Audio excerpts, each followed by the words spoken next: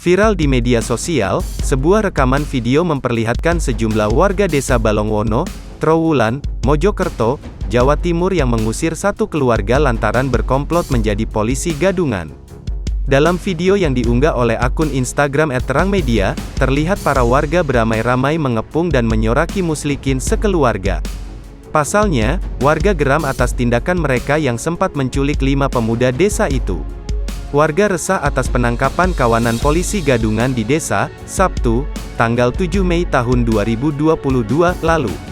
Ternyata, salah satu warga kami ini menjadi pelaku.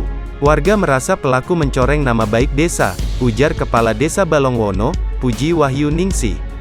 Akhirnya, pemerintah desa setempat memberikan kesempatan keluarga tersebut untuk meninggalkan rumah pada Kamis keesokan harinya.